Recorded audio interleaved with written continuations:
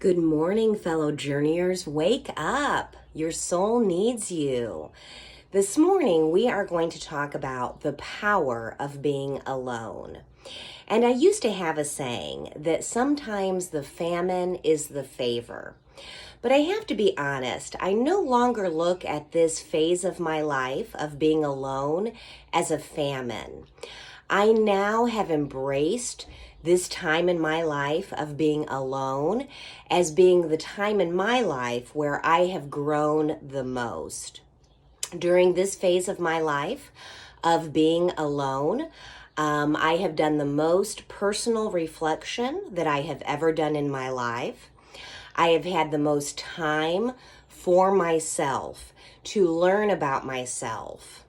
And I would encourage you, if you are in a phase of your life where you are alone, I would encourage you to embrace this time as a wonderful gift to learn about yourself. I would encourage you to do personal reflections. Think about your past and about your life, what has worked for you and what hasn't worked for you, how you are creating a life for yourself, and in doing so, what kind of person do you want to be? What kind of person do you want to become? I would encourage you in these times of being alone to think about what your likes and your dislikes are. Do you enjoy journaling? Do you enjoy reading? Do you enjoy going for walks, being out in nature? Do you like to kayak? Do you enjoy doing yoga? Think about what you enjoy, what you like, what brings you joy and fulfillment. In this time of being alone, you have all of the time in the world to think about yourself. And this is not a selfish phase of your life. This is not a selfish time. This is a time to really embrace who you are and to become the best version of yourself that you can become. Without the demands of somebody else in your life wanting your time, your attention, wanting you to pursue interests that they are interested in.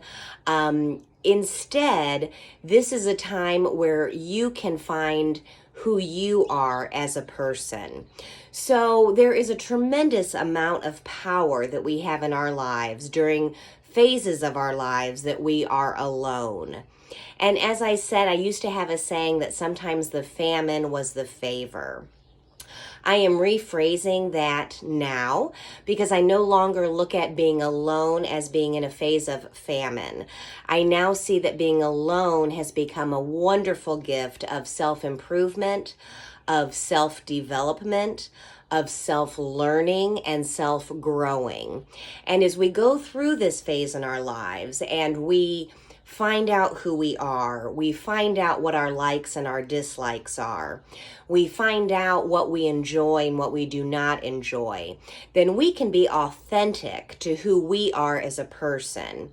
And when we are true to ourselves, when we are authentic to ourselves, then when we go out into this world and we show our true selves, and we show what we are passionate about, and we are living that passion, and we are living those lives true to ourselves, then we will in turn attract somebody who also embraces the same things that we embrace. And we will attract somebody into our lives that holds the same values that we hold, that holds the same interests that we hold.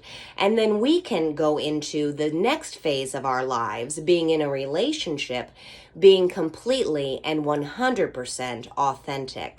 So embrace this time that you are alone and know that you are creating your own individual authenticity.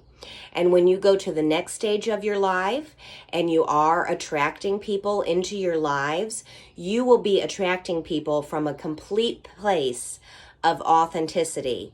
And you will attract people into your lives that are a reflection of that, who are people that hold your same values, your same interests, people that are at your same vibration.